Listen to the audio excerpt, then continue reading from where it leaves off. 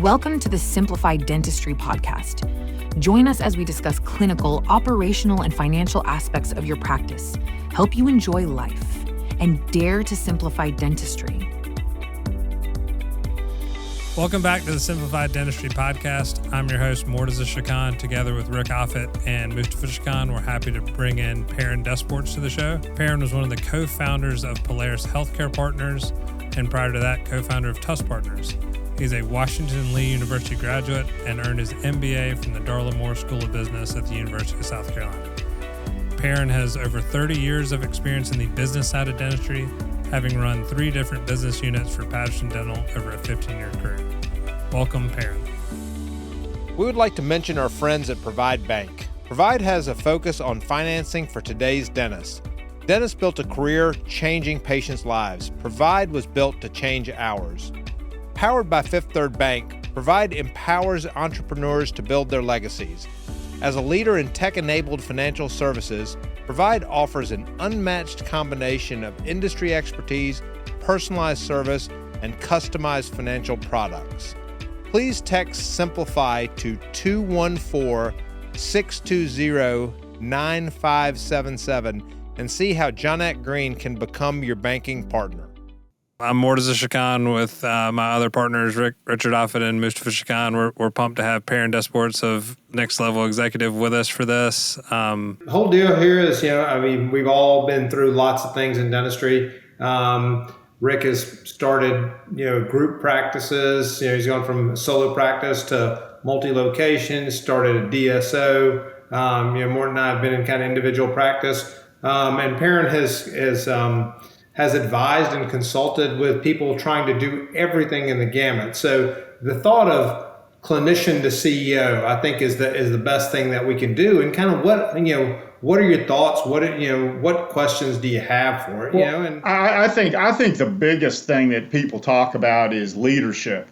And I know everybody's talking about leadership, but Perrin, maybe talk a little bit about leadership and then specifically leadership in the dental office practice, whether be it a guy and 2 hygienists and a couple assistants, or whether it's a guy with 5 offices. And the leadership skills have to scale, right? So just if you talk a little bit about leadership, I think that would be helpful to all of our listeners. Yeah, great question, Rick. And thanks, guys, for pulling this together. I appreciate the offer to be with you and with the members of our tribe here and everything. So leadership is probably the most overblown topic of all self-help literature and podcasts and everything else, right? So that being said, as much has been written and talked about, this stuff isn't easy. And when we think about a dentist ending up with his or her first practice, they immediately go to the top of the food chain in that business. They're the business owner. It's their name on the license. It's their name on the loan documents to buy the business, right? And you now have no one to model yourself after. You have no one to measure yourself against. It gets to be really, really lonely, really, really quickly. Now, in a practice scenario, a solo practice scenario, when you're the only dentist in the practice, you can kind of outwork your problems. So leadership in a solo practice with one dentist, as long as you can keep the thing glued together, you're the straw that stirs the drink. If you can do more complicated dentistry, you can generate better clinical outcomes. You can also make more income doing it. And probably managing the staff is less complicated because they're all within the same 4 walls, all right? And that used to be the way dentistry was for most of my life and what we've always seen. Well, now with multi-site healthcare practices, you can't, to state the obvious, you can't be everywhere at once. And what you find is that person who has mastered a clinical skill set that generates a lot of tremendous clinical outcomes and a high level of income really starts to transition from being a clinician who owns a practice into a full-fledged entrepreneur who owns a business. And those are not the same things. So when I think about leadership in this context especially, there are a couple of things I'm going to share with you that are kind of conceptual. And there are a couple of things I'm going to share with you that are highly tactical in that 5-location group, like you mentioned, Rick. So the first thing is, if you see yourself as a leader, and if you're a multi-site healthcare practice owner, you very much should. The way you measure yourself is to create greater results through the efforts of others than what you could achieve on your own in the same amount of time. To create greater results through others in the same amount or less time than it would take you to do it. That's the measuring stick. The way we do that, first and foremost, is through communication. So the people that can't manage a morning huddle have a really, really difficult time managing multiple locations all at once when they can't be in front of them. That's one of the first fundamental flaws. When I ask somebody, tell me about your communication schedule with your business, your individual teams, your doctor team, your leadership, your operations leadership team, and they say, well, we get together occasionally, and it's usually when we have a problem.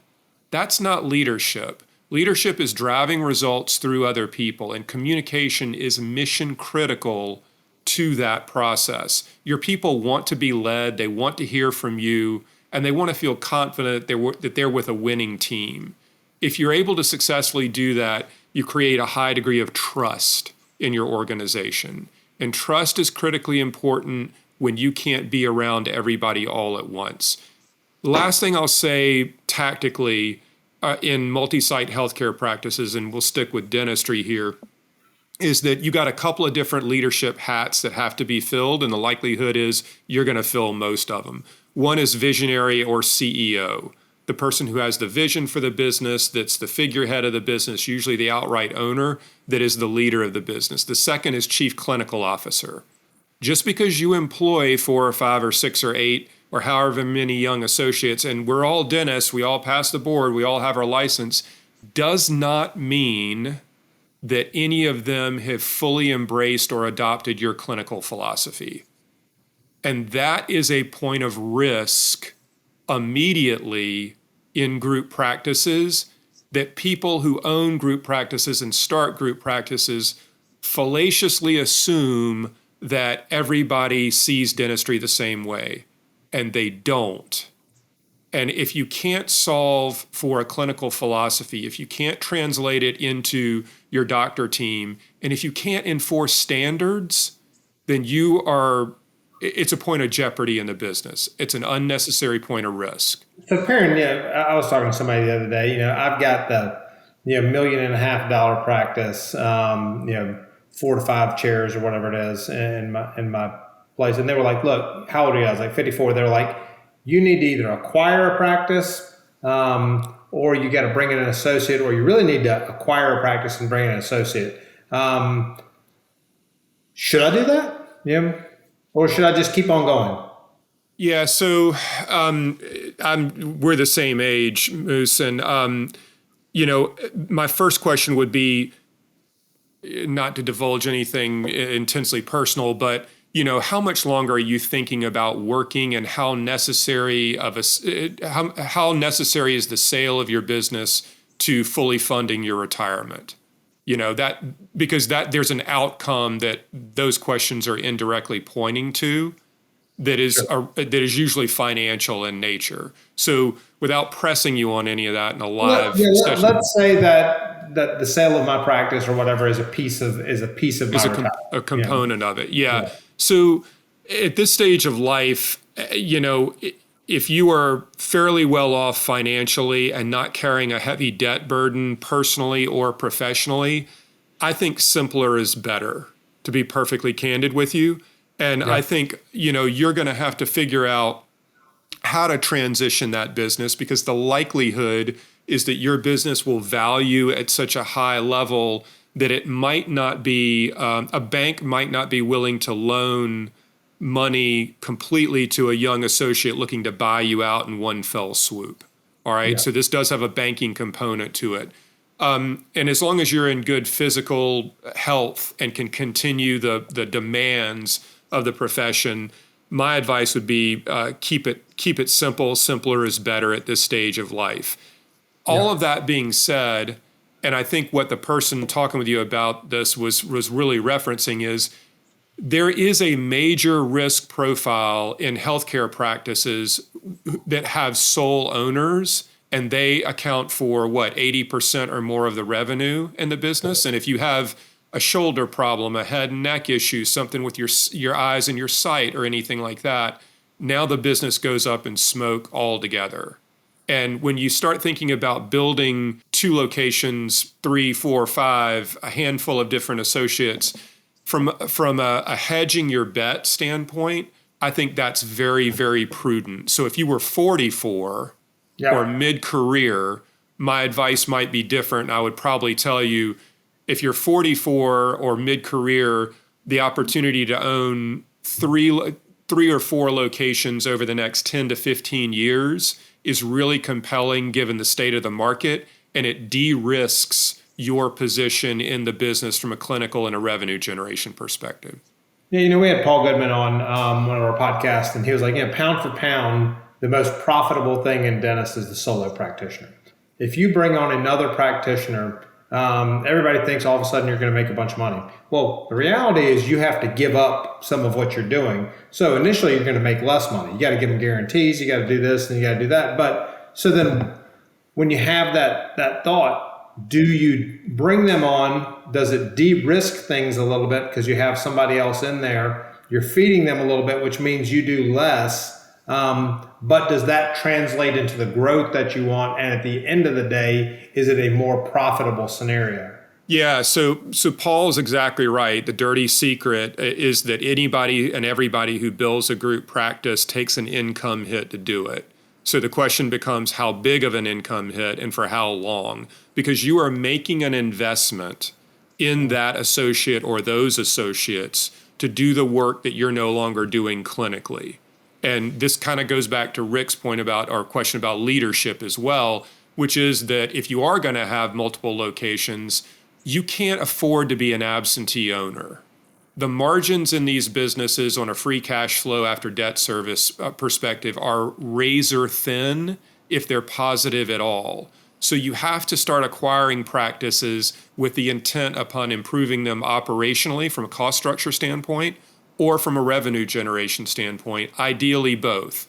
And that means you going from 4 days a week clinically down to 3, possibly down to 2 eventually in your core practice so that you can devote a little bit of time into the new practice and that you can mentor and develop your associates.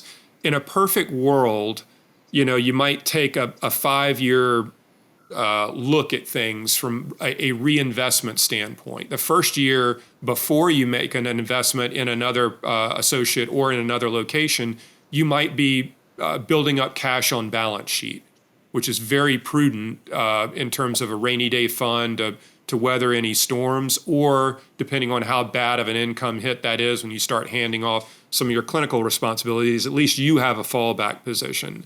And then that allows you to be more flexible in terms of making those investments in associates and other locations.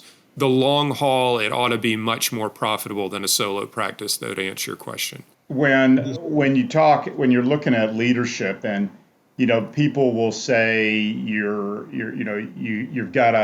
on a sports team, and somebody says, oh man, he's a natural leader. He's got it, right? Or so and I kind of always thought that's kind of a bunch of crap. I always felt that leadership is acquired in a bunch of ways. It's acquired through experience. It's learned.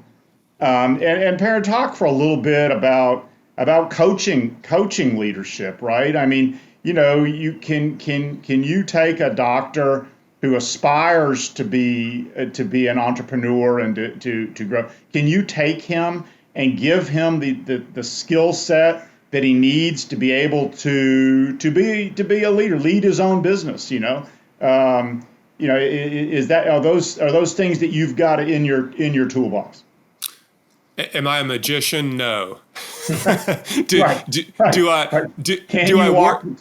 you walk the tightrope and come out of the cannon? Yeah. So, and given the fact that that's, where I invest all of my time these days, I'm going to be completely honest and say that, look, there's some people who aren't coachable or who don't take coaching very well. And maybe that's a different stage of life that they're at or age. Maybe it's baked in the cake. So, when you're working with somebody in a coaching capacity and trying to develop them, they have to be willing to admit that they don't know everything. They have to be willing to admit that they have either blind spots or shortcomings, and they have to be willing to put in the work to turn the corner on all that. And I know that sounds like it would be a given, but I can't tell you how many people have hired me in a consulting or a coaching capacity, listened to all the guidance that I've given them, and ignored every bit and piece of it. It makes no sense to me because you're paying me for it, and you don't want to listen to my guidance. That being said, the other piece to this is that this is not a charisma comment by any stretch, but I mentioned trust before.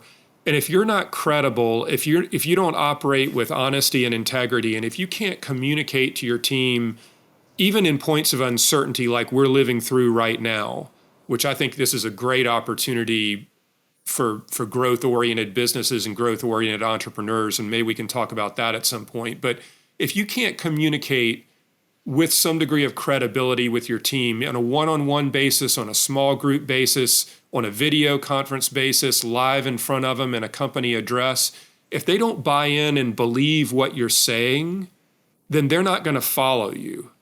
We talk about leadership, but it starts with management. When you're a manager and you're effective at what you do, then your people are the ones who anoint you to be a leader by saying, I'll follow you. I'll trust you when I don't understand the outcome, and frankly, when I'm scared about it. And that's when you have the credibility with them. A lot of it does go back to communication and engagement with them, though, yeah. So I'm gonna take this around the horn instead of just listening to Perrin talk. What's a must-do that's going to cost you money in the short term, but is necessary to achieve your long-term goals of being a clinician, a CEO? What do you think that is, Rick? Oh, I promise you, it's as Perrin said, it's adding a partner, because basically you add a partner, and let's say he's getting paid $17,000 a month. Well, he's producing zero. Okay, he's at zero, and just from personal experience. Well, when you say, how do you say he's producing zero? I mean, he's getting paid $16,000. He's not doing anything in your office. He's got a guarantee. The guarantee. So day one, your doctor's getting paid. He ain't going to come work for free. It's usually a guarantee with a kicker. So you guarantee them X amount of dollars a month. And then if they exceed a certain number, then they get a kicker as a percentage or something like that. Something to try to drive the mule team, right? So you got to take the leap of faith, and that's going to cost you money. It costs you a lot of money, because you think that he can just slide in and sit where you sit, but then you've got to gear and you got to gear up for that person. You got to gear up staff for that person. You have to gear up equipment for that person. And so you take a pretty significant hit, and what you have to do is decide is, in my case, I was strategically, I wanted to build a handful of practices with a handful of doctors, right, over the last 10 years of my career. So I just decided, well, what the hell, I'm gonna take the financial hit, but that's what I'm gonna do, okay, and it works out fine. But you can't go in it, thinking that this is all easy, because it's not. Now, you flip that coin around, the person that you're doing all that for totally believes they built it. Oh, sure, yeah. Okay? So you do all these things. You bring in an associate, you start them at zero, you build them up. In my particular situation, we gave my first partner 4 out of every 5 new patients that walked in the door. Okay? But all that's forgotten, and so you do take a sacrifice. You do have to just gut it out and say, is my vision for the long term, does it cover that couple year deal where the person's not really supporting himself? So let's say you're going back to you're taking the jump with hiring somebody. That's going to cost you money. But now you got to be the leader. How do you do that? How do you be the clinical director? How do you still operate? How do you do this? What about hiring a personal assistant? Does hiring a personal assistant solve your problems and cost you money, but gives you that transition? Yeah, everybody you hire costs you money, but the deal of it is that you, and this is something that I was going to direct towards Perrin because I think he has tremendous insights in this, is the whole idea of mentorship, right? What you hope is that you'll be able to teach that doctor skills that I'm not telling him you're going to teach him how to cut teeth or teach him how to tie surgical knots, but you're going to teach him how to earn a living for sure. And so the mentorship is a huge part of that, whether it be in your own practice or the guy down the street, right?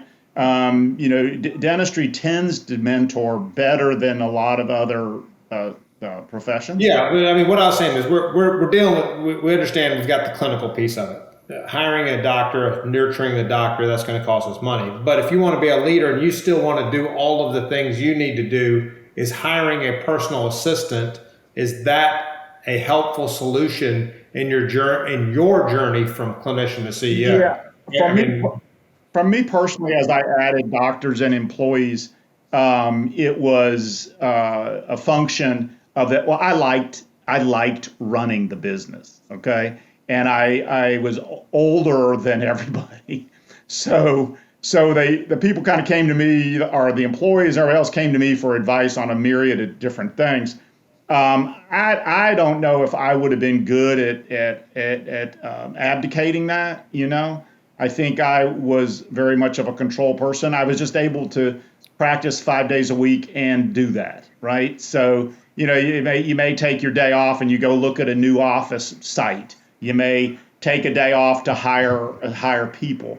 Do it at night, So it's not an easy journey, but I was very fortunate that I had a lot of very good clinical mentors, and then sought out a lot of good advisors, as would Perrin would be the equivalent of an advisor that I had 30 years ago when I was first in practice.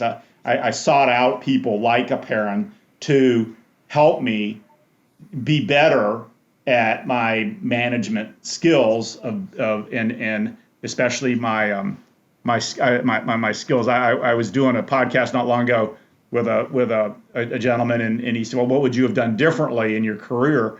And I said, point blank, I'd have collaborated much, much earlier with bringing other doctors into the practice, right? I waited till I turned 60. So Perrin, let's talk about the personal assistant. What do you think about the personal assistant? Yeah, so essentially the root of the question is freeing up time, yes. Right? So when we start making that transition from clinician to CEO, and we start not walking away from, but scaling down our clinical responsibilities to free up an additional administrative day, the question becomes, what the heck do you do with it? And the answer is not go back into the office to do a bunch of hygiene checks and push paper and respond to emails.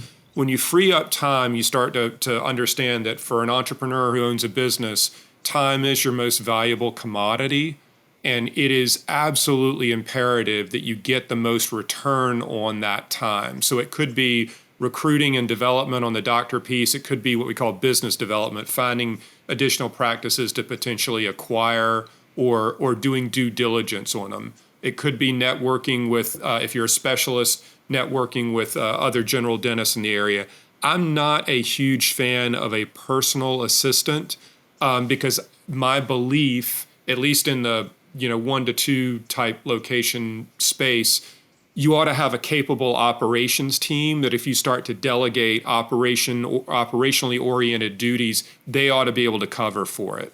You shouldn't need a personal assistant or an executive, an EA, an administrative executive assistant to do that for you at that stage. You get to 5 to 10 locations and things probably start to look a little bit different because you need somebody to be an air traffic controller to help you manage your schedule, not your clinical schedule, your your leadership administrative schedule outside of the practice or the business. So it's a point in time type of an answer. Sorry for being a bit long-winded. I'd agree with that. Helping you do the things that will let you grow the business. I mean, that, I liked it. My partner at the time did not like that sort of thing. But coincidentally, I saw him at lunch today, and he's doing great. He's doing great with it. We had an extended conversation, so I asked him. I said, "Did you have help? Did you get help managing?"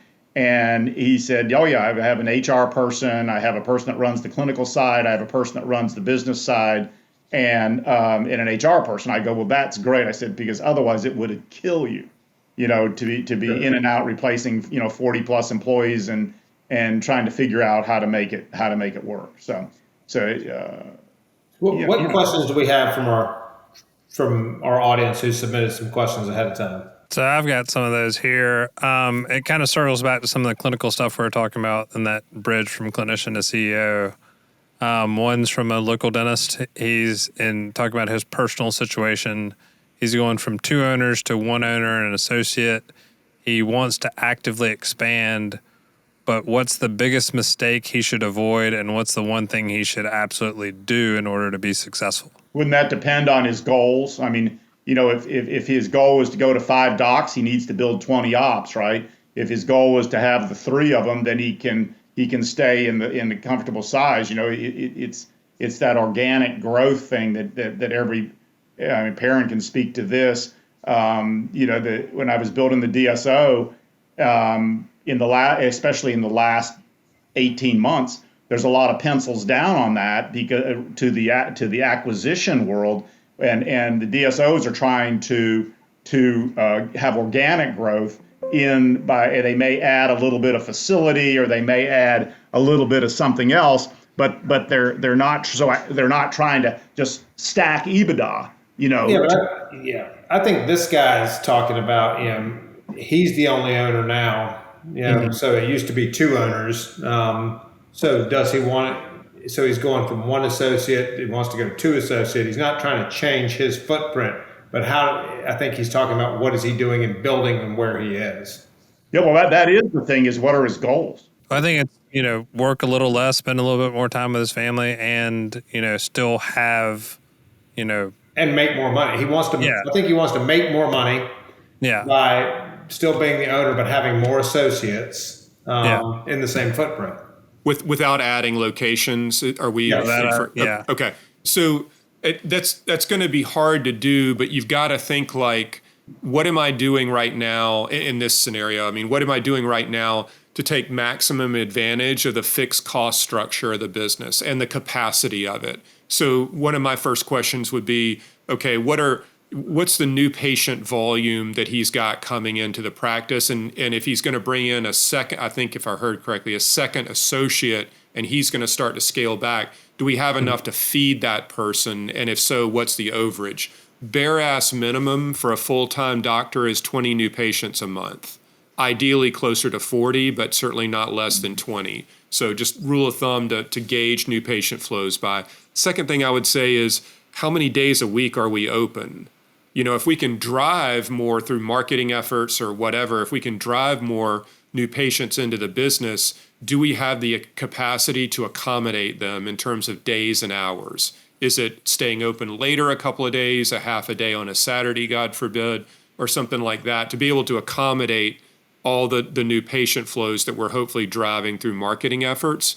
Because for him to hand off a substantial amount of his clinical workload and not take a personal income hit, he's got to be able to make that up through the margins of the business, not the clinical compensation rate attributed to the work that he was formerly doing. So it's a math equation you got to solve for, but you gotta go into it knowing what those variables are and how to drive the results so that the business will yield what he needs, and what he needs is not to have his income drop. Yeah, I think part of it too is that math equation on the difference in what his partner was taking and then what the associate would be taking. and making that difference work for him. And right now, the math doesn't work, to my understanding. Okay. I mean, yeah, that's math is hard to follow verbally also in a scenario like this. But I mean, if he's looking to like reallocate part of what his partner was doing to another new associate, but is he buying out his former partner? So it's a free cash flow issue at the end of the day. Like there's a lot to that. But I mean, you gotta, at the end of the day, the answer is some combination of revenue generation and margin expansion. And if you're not going to add on to the building itself, you know, or you know, maybe equip a couple of unplumbed ops or something like that, then you're probably going to have to do it through revenue growth. Well, what about like, you know, expanding the scope of your practice, you know, doing aligners or things like that, doing implants? Do you see that being a substantial thing that would work in a larger, you know, 2 to 3 doc practice? Mort, that's the whole thing I started about. What is the goal with and the physical plant limitations? I mean, you know, if it is when we were looking to buy practices, and Perrin has expertise in this area as well. If it was a 5 operatory dental office, can't work 2 docs out of there. It just doesn't work with 2 full-time docs.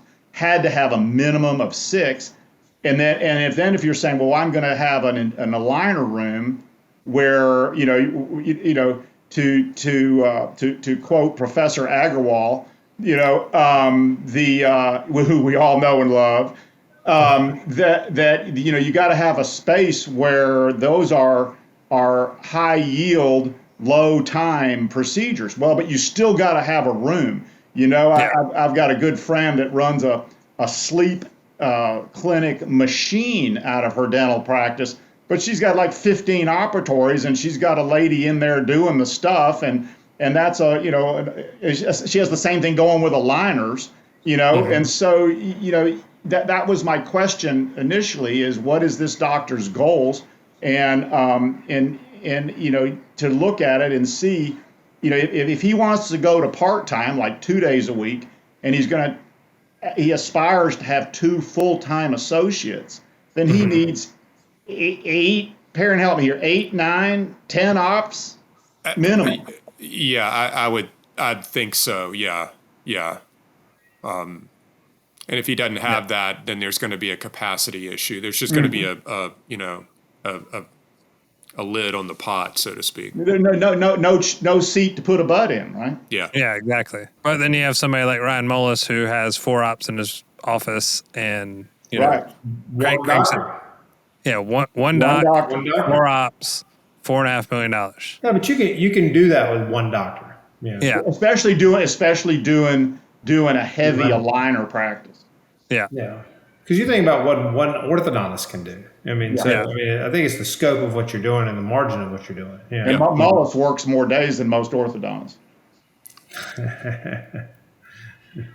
I mean, how many orthodontists? I got a couple more, Perrin, that we got from a few guys and girls here. Do you think the wave in dentistry growth is over? Is it too late to grow a de novo general dental DSO?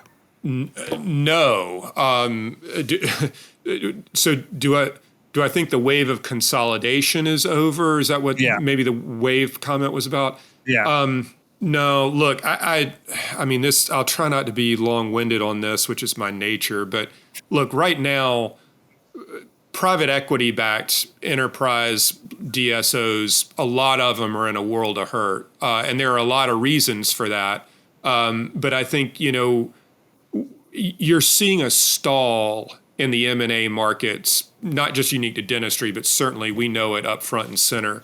And I think that creates a massive opportunity over about the next 5 years for entrepreneurs who want to start adding additional locations and building that, you know, 3 to 4 to 5 location type of a group, you know, and get a head start on it. And the reason I say that is because I think there are a lot of people that have successful practices that are, you know, near retirement age, and they're scared to death about selling their life's work to a private equity-backed venture. So all of a sudden it turns the market back into, you know, the favor of guys like y'all, if that's the risk you want to take to do it. So I think the world of M&A that we find ourselves in terms of dentistry is consolidation this is a unit economy of scale type of a business, and when you have greater volume, you can take unit costs out of it. That doesn't matter if it's healthcare services, dental distribution, or hardware stores or anything. So the principles are the same. Consolidation's not going to stop, but the private equity driven piece of it right now is really kind of choppy. I love the de novo model, which was part of the person's question. The fear is people, the build outs take longer than what they plan. They're over budget and they don't come in on time. And then when they open their doors, they have no idea how to define success, right? So if I build it, I pray that the patients will come. Well, hope's not a strategy. If you know the amount of investment that it takes to get the thing equipped and built and everything, you ought to be able to reverse engineer numbers on a free cash flow break-even standpoint. Again, it's a lot of math, but it's math. We can find out what that answer is. And when we know the first year value of a new patient in our practice, then we can figure out how many new patients we need to break even in the first year or 18 months or whatever the time frame is. And it gets to be a bit formulaic. Now, I made it sound overly simplistic, but hardly anybody does any of what I just said in a de novo. They just think this is a great location, so I'll build another practice. So I am not an advocate in a de novo, multi-location de novo model. If you're just going to say, throw darts at the map and let's just put up a bunch of new practices, I'm not for that. If you say, look, I've got my box that I'm going to build out. I know the unit economics. I know first year patient value. I know the number I got to solve for on free cash flow all day long. I love it. Yeah, it's interesting. When we had Rick Workman on for an earlier podcast, we asked him about, de novo versus, buying existing practices and bringing it as a partner. And I don't want to put words in Rick Workman's mouth, but my interpretation was all day long, he would rather do de novo than he would to absorb a partner practice. No culture issues. That's the culture. Yeah. The cultural issues and trying to do. We had a similar. And you don't have build out problems either. There's 2 points I would make on that. We had a similar conversation with Dr. Shazib about High Point University Health and how they're approaching their practice, their clinical facility solution. But the difference between Rick Workman's operation and say Dr. Shah-Khan's operation is that he has the patience of liquidity. He has 100%. Tremendous patience because he knows that it can't ding him badly enough to hurt him financially, right? Whereas Dr. Shah-Khan goes out and decides he's got a great practice and he's going to go de novo 3 miles away. Well, he better plan on having a lower income because you're going to have to fund it. Exactly. And even if you're using cash on hand, which I probably wouldn't suggest, but even if you're doing that, I think you're gonna have a challenge. So yes, I agree. The large DSOs would definitely rather go de novo than buy practices, especially if they can't find a practice that fits their model. Certain amount of production, certain number of operatories, certain amount of EBITDA. They'd much rather go de novo. I think it'd be really hard to do de novos being a guy like me in a solo practice and having success. So let's say I took me and one of you guys and say, okay, we're going to do a de novo practice. So we're going to put this thing in, we're going to bring it out of the ground, and we're going to fund it. Well, how long do I have to do that for it to make any sense to me financially? Yeah, I've done that with perio practices, and the fact is you have to make a commitment and say, okay, I'll give it a day and a half a week, and you're going to give it a day and a half a week, and you got to be there, right? And so if you're not there, if you're there, you're not at your other shop, right? So that place you have to take away from your day job unless you have enough docs that now you're rotating through the whole thing. Yeah, and you're losing the money that you used to make in your regular office. Yes, and the other way to think about it, and Perrin, I'd love your comment on this because this is how I did this, is I only had 8 operatories in my main office. So I felt that I needed another office with 4 to 6 operatories in it because I needed more chair hours available, right? So whereas I could have more doctors, this is after I decided to build, I could have more doctors if I had more chairs in more spots, and I couldn't change the footprint of my main office, right? It was a standalone building, and that was it in a condo complex. So, I used that other location to have to add chair hours so that I could, I know this is a bad term because I love all of these guys that came to work with me, but a place to put them, right? Yeah, you did a de novo to put doctors somewhere. Yes, I mean, Dr. Shah-Khan, almost all of the satellites that I built, and I probably opened a half a dozen periodontal satellites. That was the deal. Yeah, look, the other piece to that too, that I'm sure happened for you, but just to be clear for the audience, is you can intentionally cannibalize part of the patient base in a practice that is at capacity. So if you're, for example, Mustafa's practice, if you're not taking new patients because you're stacked, packed, and racked, and the schedule is full and you can't accommodate them, and you wanted to do a de novo in a zip code where some of your patients come from to see you right now that would be more convenient to them, well, you do a de novo in that zip code and it alleviates maybe 20% of the patients that come to your core practice, but now you're funneling them to your second practice to give that practice a shot in the arm, and it allows you to start taking more new patients in your core practice where you didn't have that capacity before. Perrin, that is freaking brilliant, because that is the thing that we did when we opened the office down in Waxhaw. Is we did a zip code study of where do we have patients coming from, and this happened to be from the next county, and then moved those people to that de novo. So it really wasn't a bare de novo. Yeah, it wasn't a true cold start. Yeah. Yeah, it wasn't really a cold start because we moved people from the in-town practice to that practice that had been, and they loved it because they've been driving. They loved it because they've been driving so far to get there. I'm going to move us along a little bit because we're running out of time. What other questions do we have from our listeners? I've got one other one here that I'll throw out, kind of directed more towards Perrin again. So when evaluating consultants, how do you truly determine a real ROI? And then the second part is, how can you figure out a consultant or partner to trust? So there's a different question. That's a big one. It wouldn't be the first time I've been asked that either. So for full disclosure, I trust Perrin.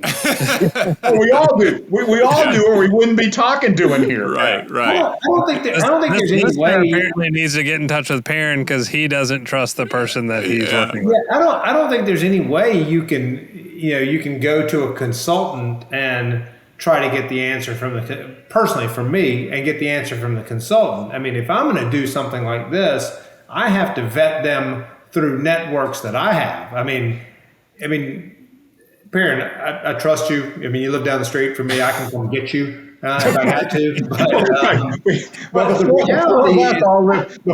Dr. Shah-Khan, the four of us all live in the same neighborhood, so we know where each other live. Yeah. There's no way in hell I would call up a consultant and let the consultant give me their spiel and make a decision on if I'm going to use that consultant. I mean, it's a good question. Okay, so let me try to rip it for a second. First things first, there's a difference in consulting and coaching. Okay, and we need to be mindful of that, because I've done both. I don't do consulting anymore. I'm a business executive coach now. That being said, in a consulting relationship, it's a one-on-one relationship. And what I've done in my prior career was what I would call white glove consulting. What's the business that you want to build, Mort? And I'm going to help you do that. My expectation of our working relationship, this engagement, is that I'm going to help you build the business and execute on the game plan that you have, will not allow you to step on the landmines. And my goal is to return 2 times your investment in an increase in EBITDA. All right, because all of our clients were group practices, and EBITDA is the name of the game, obviously. And so if somebody engages me on an annual engagement for $100,000, after having worked with me for a year, I would want the impact on their EBITDA bottom line to be a net increase of $200,000. So I didn't have a problem saying that, unless their goals were really just hard to pin down, but most of them were oriented at growth, and they were building a business with a high degree of intentionality. All right. Coaching is different because coaching is more experientially driven. It's more like professional development, if you will. I'm working more on the person than I am the business, arguably. And that has it's a lower price point, obviously, now what I do, but it's more of an intrinsic confidence, leadership value of the person who's engaged in the program. So that's more challenging. That's actually a great return, Perrin. If I give you $1 and you give me back 2 on a multiple, on a multiple.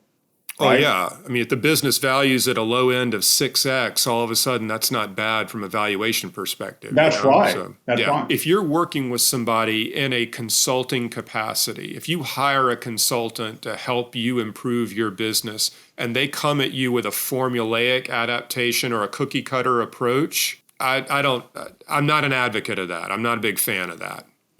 Yeah, we've seen that with marketing people that we've interacted with to help with this. They're, if you spend this, I'll get you this. I was like, there's no way. Yeah, you can't. The thing that's so key to this is we could have Perrin come consult with work with the 3 of us, right? Two Shah-Khan brothers and me, and Perrin, you could come work with us, and you could. Let's say you did give us a cookie cutter approach, just for the experiment.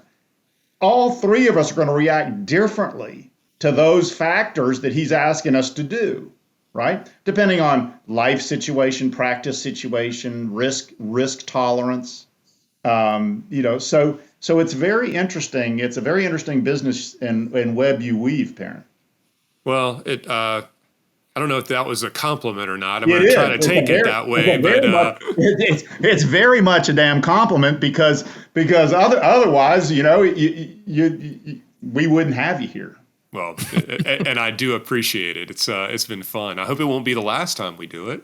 Hopefully the audience gets something out of it again. Yeah, we kind of had a bumpy start, but good things happen on bumpy roads, right? That's right. Yeah, I think it's been a good discussion. I think we touched on a bunch of little things here that help people go from kind of being the single clinician to CEO. Just really, for me, it's kind of almost seeing the things that I don't want to do. I think half of it is understanding what is not going to work and what is realistic. Yeah.